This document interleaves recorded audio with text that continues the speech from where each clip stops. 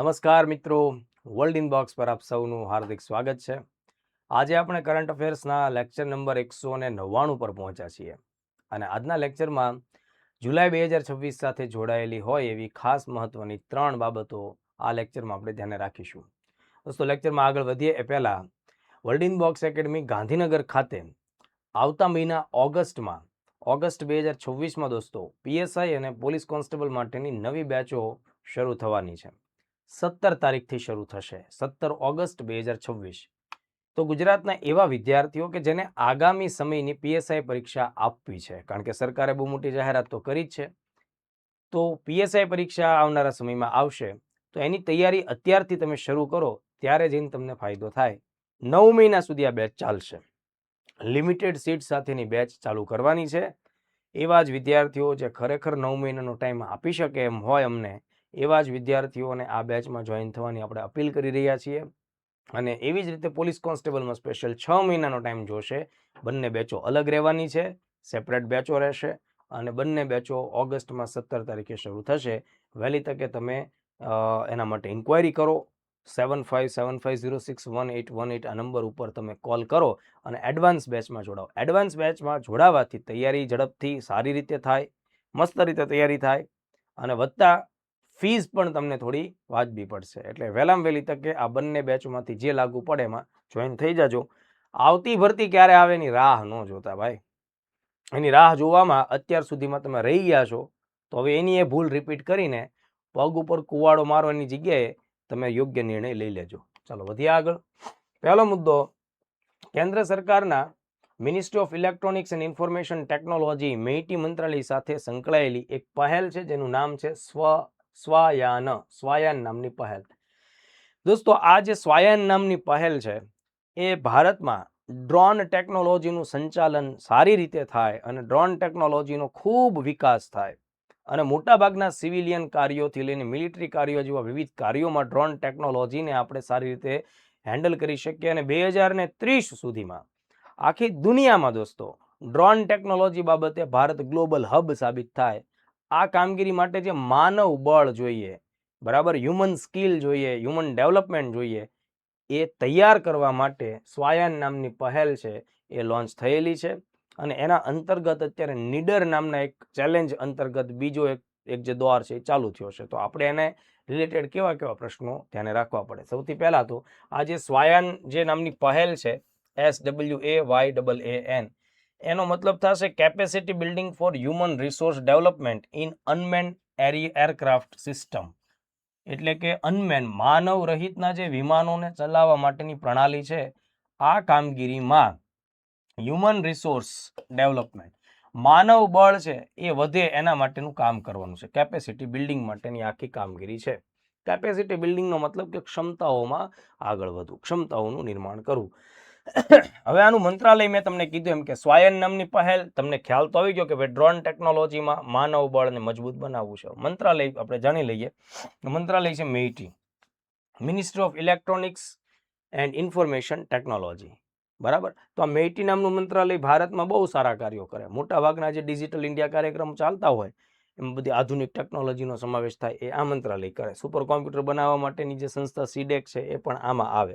આપણો આધાર કાર્ડ માટેની જે UIDAI નામની સંસ્થા છે એ પણ આના અંતર્ગત આવે. એટલે મેઇટી બહુ મોટી સંસ્થા છે, કહેવાનો મારો મતલબ એ છે, બરાબર. તો આ યોજનાની શરૂઆત છે ને ભાઈ, એ મેઇટી દ્વારા 2022માં થઈ હતી, જુલાઈ 2022માં. એટલે જુલાઈ 2022માં આ જે યોજના ચાલુ થયેલી છે એ ડ્રોન ટેકનોલોજીમાં હ્યુમન રિસોર્સને મદદરૂપ થાય જ છે અને એ અત્યારે પણ કન્ટિન્યુ છે. એનો ઉદ્દેશ શું છે તો કે ભાઈ 2030 સુધીમાં, આ વર્ષ આપણે ધ્યાને રાખવું પડે, ભારતને વૈશ્વિક ડ્રોન હબ એટલે કે ગ્લોબલ ડ્રોન હબ બનાવવું છે. એના માટે સરકાર આ યોજનાને ખૂબ મદદ કરી રહી છે. ડ્રોન હબ બનાવવું એનો મતલબ કે ડ્રોન ટેકનોલોજીમાં ઇન્ડિયા આખી દુનિયામાં એક્સપર્ટ હોય, એના સંચાલનમાં, એના ઉત્પાદનમાં, એની નિકાસ કરવામાં, બરાબર. જ્યારે પણ તમારે કોઈ પણ ફિલ્ડમાં હબ બનવું હોય ને, બહુ મોટું કેન્દ્ર, એટલે એનું ઉત્પાદનમાં તમે એક નંબર ઉપર હોવા જોઈએ, તો ટોપ લેવલના રેન્કમાં હોવા જોઈએ. તમે એનો ઉપયોગ કરવાની બાબતમાં ટોપ લેવલની રેન્કમાં હોવા જોઈએ અને તમે એની નિકાસ કરવાની બાબતમાં પણ ટોપ લેવલની રેન્ક એટલે 1, 2, 3માં હોવા જોઈએ. આવું જ્યારે તમે સિનેરિયો ઊભો કરો ત્યારે એમ કહેવાય કે આ સેન્ટર, આ દેશ પર્ટિક્યુલર સેક્ટરમાં હબ છે. તો એક બાબત એ છે. બરાબર. હવે આ ચર્ચામાં અત્યારે કેમ છે ભાઈ, તો કે તાજેતરમાં આ મેઇટી મંત્રાલય દ્વારા drone federation of India DFI ના સહયોગથી એણે શું કર્યું, નીડર નામનો એક પ્રોજેક્ટ લોન્ચ કર્યો છે, national innovation challenge for drone application and research એ નીડર. આમાં અલગ અલગ ઉમેદવારો, અલગ અલગ કંપનીઓ, અલગ અલગ યુવાનો ભાગ લેશે અને સરકાર જે ટાર્ગેટ આપે એ ટાર્ગેટ મુજબના ડ્રોન બનાવશે અને એ ટાર્ગેટ મુજબ ડ્રોનની ઉપયોગિતાને સાબિત કરશે. એટલે નીડર નામની જે પહેલ છે એ સ્વાયન અંતર્ગત જ ચર્ચામાં આવતું હોય. એટલે આ નીડર છે, NIDAR, A national innovation challenge for drone application and research છે. તો આ આપણે બાબત ધ્યાને રાખીએ. અને આ જે ડ્રોન બનશે નીડર પહેલ અંતર્ગત, એમાં જે એક ખાસ અગત્યની માઇક્રોચીપ આવે, કોઈ પણ ઇલેક્ટ્રોનિક્સ વસ્તુમાં આવતી હોય. આ માઇક્રોચીપ એટલે પ્રોસેસર, માઇક્રો પ્રોસેસર. એ કોઈ પણ ઇલેક્ટ્રોનિક વસ્તુનું મગજ કહેવાય. એમાં છે ને તમારે વેગા નામનું અગત્યનું માઇક્રો પ્રોસેસર, જે સ્વદેશી માઇક્રો પ્રોસેસર છે, એનો ઉપયોગ કરવાનો રહેશે. અને આ વેગા સ્વદેશી માઇક્રો પ્રોસેસર એટલે કે નાનું મગજ, ઇલેક્ટ્રોનિક સાધનનું મગજ, એ કોણે બનાવ્યું છે? સીડેક નામની સંસ્થાએ, centre for development of advance computing, CDAC Poona ખાતે આ સંસ્થા આવી ભારતમાં સુપર કોમ્પ્યુટર્સ બનાવે. અને વિજય પાંડુરંગ ભાટકર સીડેકના સંસ્થાપક વ્યક્તિ પૈકીના એક કહેવાય અને જેને આપણે ભારતમાં સુપર કોમ્પ્યુટરના પિતા પણ કહીએ. 1988માં સીડેક પૂના ખાતે સ્થાપિત થયેલી છે. તો આઈ થિંક આ બધા ટોપિક આપણે ધ્યાનમાં રાખવાના છે. સ્વાયન પહેલ, નીડર નામની સ્વાયન યોજના, નીડર નામની પહેલ, બરાબર, એનો ઉદ્દેશ શું છે, બધી વિગતો ધ્યાને રાખીએ. એ ઉપરાંત આજનો જે બીજો ટોપિક છે એ ગુજરાતની કૃષિ સાથે ખાસ ગાઢ રીતે સંકળાયેલો છે. ગુજરાતની ભૂગોળ સાથે પણ એનો સંબંધ છે. આપણું જે મહેસાણા છે એનું ઊંઝા, જે મસાલાઓની બહુ મોટી બજાર કહેવાય, ઊંઝામાં વરિયાળી પણ વખણાય અને જીરું ખૂબ વખણાય. તાજેતરમાં ભારત સરકારે ઊંઝાના વરિયાળી અને જીરું બંનેને GI ટેગ આપ્યો છે. GI ટેગ પ્રાપ્ત પ્રોડક્ટમાં એનો સમાવેશ કરવામાં આવ્યો. અહીંનું જે જીરું અને વરિયાળી છે એમાં કુદરતી ગુણધર્મો ખૂબ સારા છે, જે અન્ય પ્રદેશોમાં પાકતા વરિયાળી કે અન્ય પ્રદેશોમાં પાકતા જીરાની તુલનાએ ગુણવત્તાની દ્રષ્ટિએ દોસ્તો ઊંઝાની બજારોમાં સ્થાનિક સ્તર ઉપર જે બધું ઉત્પાદન થાય છે એની ક્વોલિટી ખૂબ સારી છે, ગુણવત્તા ખૂબ સારી છે. એટલે લોકો એને વધારે પ્રિફર કરે, લોકો વધારે એ વસ્તુ ખરીદવાની કોશિશ કરે અથવા તો ખરીદવાનો આગ્રહ રાખે.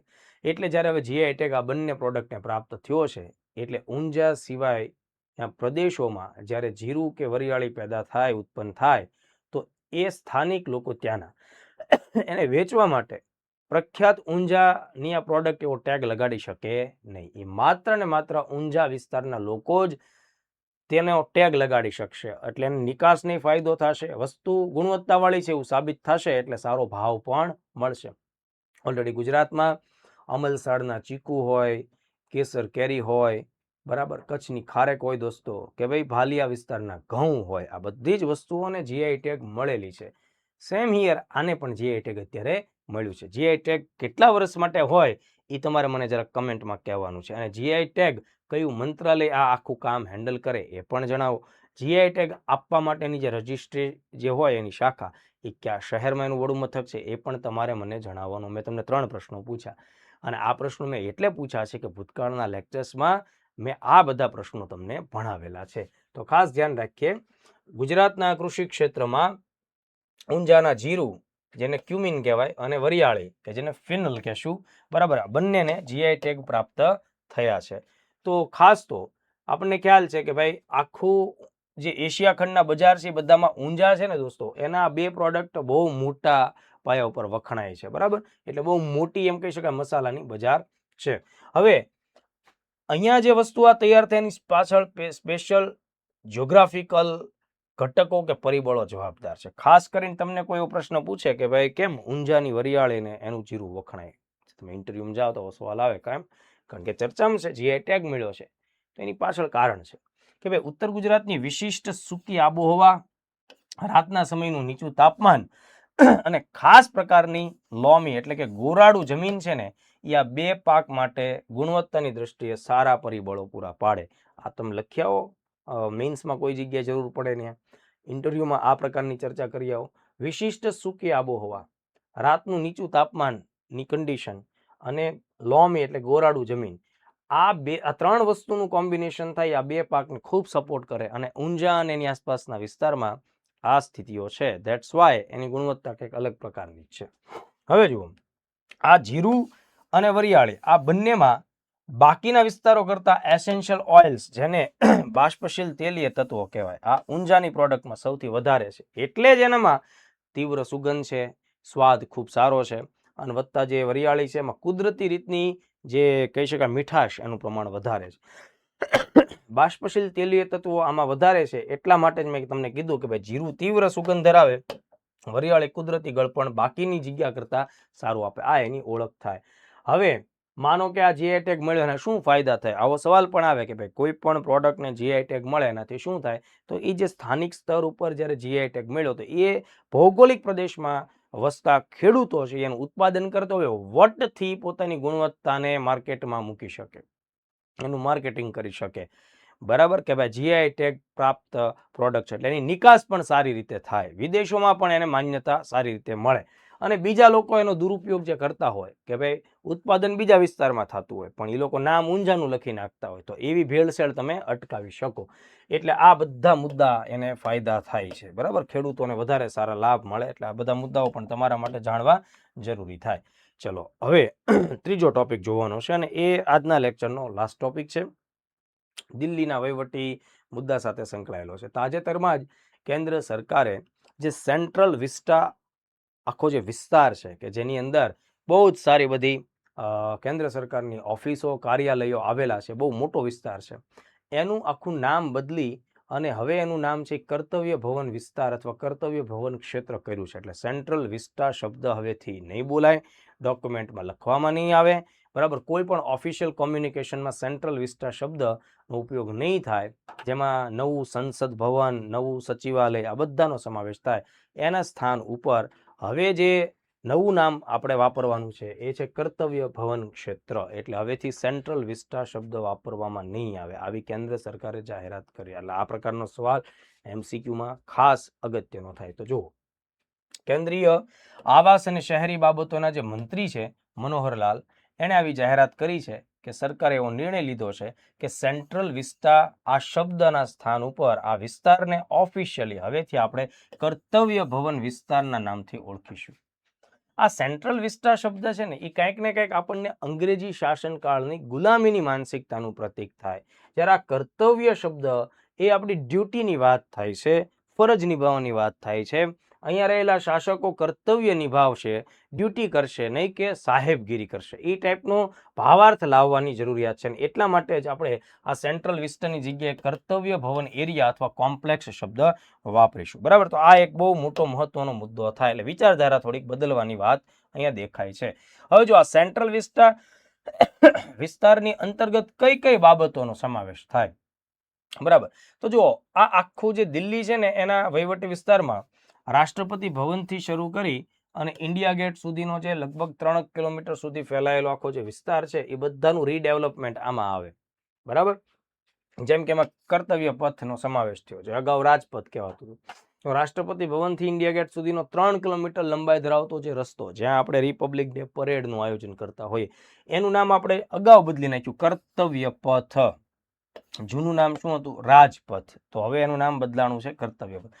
લેજિસ્લેટિવ એન્ક્લેવ એટલે કે ધારાકીય વિસ્તાર. તો આની અંદર જુઓ, ભારતનું નવું સંસદ ભવન એનો સમાવેશ થાય, જૂનું સંસદ ભવન જેને હવે આપણે સંવિધાન સદનના નામથી ઓળખીએ છીએ, સંસદ લાઇબ્રેરી અને એનેક્સી ભવનો, આ બધાનો સમાવેશ થાય. એટલે આખો સંસદીય વિસ્તારનો સમાવેશ પણ સેન્ટ્રલ વિસ્તારમાં આવે. એટલે કર્તવ્ય પથનો વિસ્તાર આવે, લેજિસ્લેટિવ એન્ક્લેવનો વિસ્તાર આવે, કોમન સેન્ટ્રલ સેક્રેટરીએટનો વિસ્તાર. તો આમાં વિવિધ મંત્રાલયોને એક જ જગ્યાએ લાવવા માટે નવા આખા કર્તવ્ય ભવનો બનાવવામાં આવ્યા છે. બરાબર, તો એને આપણે કર્તવ્ય ભવન 1, 2 અને 3 આવા નામ આપ્યા છે કે અલગ અલગ જગ્યાએ હતા. સાઉથ બ્લોક, નોર્થ બ્લોક, એની જગ્યાએ બધાને એક જગ્યાએ ભેગા કરવામાં આવે છે, એટલે કોમન સેન્ટ્રલ સેક્રેટરીએટ કહેવાય.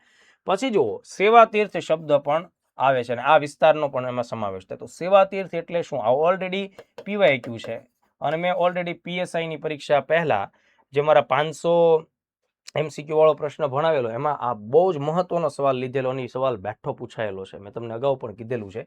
તો વડાપ્રધાન કાર્યાલય, પ્રાઇમ મિનિસ્ટર ઓફિસ, કેબિનેટ સચિવાલય અને રાષ્ટ્રીય સુરક્ષા સલાહકારની જે ઓફિસ છે, બરાબર, તો આ 3 અગત્યની સંસ્થાઓનો સરવાળો તમે જ્યારે કરો ત્યારે બને છે સેવા તીર્થ, અને સેવા તીર્થ સેન્ટ્રલ વિસ્ટાનો હિસ્સો થાય. આ 3નો સરવાળો જ પૂછાયેલો છે પરીક્ષામાં, ધ્યાન રાખો. અને અન્ય મહત્વપૂર્ણ સંસ્થા સેન્ટ્રલ વિસ્ટામાં આવે એમાં ઉપરાષ્ટ્રપતિનું નવું નિવાસ સ્થાન આવશે, નેશનલ મ્યુઝિયમ આવશે, નેશનલ આર્કાઇવ્સ એટલે કે જે જૂના અભિલેખાગાર બધા હોય એનો સમાવેશ થાય, Indira Gandhi national centre for the arts, આ બધાનો સમાવેશ કરવામાં આવે. તો આ આટલા મુદ્દાઓ થયા. અને મેં તમને જણાવ્યું કે શા માટે તમારે સેન્ટ્રલ વિસ્ટાનું નામ બદલીને કર્તવ્ય ભવન વિસ્તાર કે ક્ષેત્ર કરવું પડે છે. તો એનું મુખ્ય કારણ માનસિકતા બદલવાનું જે પ્રોત્સાહન છે એને આગળ વધારવાનું છે. ગુલામીની માનસિકતા સમાન અને જે વસાહતી પ્રતીકોની નાબૂદી કરો, જે એડવિન લુટિયન્સના આયોજન સમયના જે અપાતા નામ હતા એ બધા બદલીએ, નવા નામો આપણે આપીએ. તો આટલી બેઝિક વાત થઈ, બરાબર. તો આ લેક્ચરમાં આપણે 3 ટોપિકને ધ્યાને રાખ્યા છે. ખાસ મહત્વના દરેક મુદ્દાઓ છે દોસ્તો. દરેક ટોપિક આઈએમપી છે. 2 ટોપિક આજ ભણ્યા એ કેન્દ્ર સરકાર સાથે જોડાયેલા, એક ગુજરાત સાથે જોડાયેલો છે. આવતા લેક્ચર્સમાં ફરીથી નવા મહત્વના ટોપિક સાથે આપણે પાછા મળીએ છીએ. આ બધા મિત્રોને સીસી પરીક્ષા સહિત તમામ પરીક્ષાઓ માટે હાર્દિક શુભકામનાઓ. ગાંધીનગરમાં રહેતા વિદ્યાર્થીઓ જ્યારે ખૂબ ખર્ચો કરીને રહેતા હો ત્યારે સખત મહેનત કરો એવી તમારી પાસે તમારો પરિવાર અને અમારી જેવી સંસ્થા છે એ અપેક્ષા રાખે છે. વર્ક વેરી હાર્ડ અને આવનારા સમયની ઉજ્જવળ સફળતાના હકદાર બનો. જય હિન્દ, જય ભારત.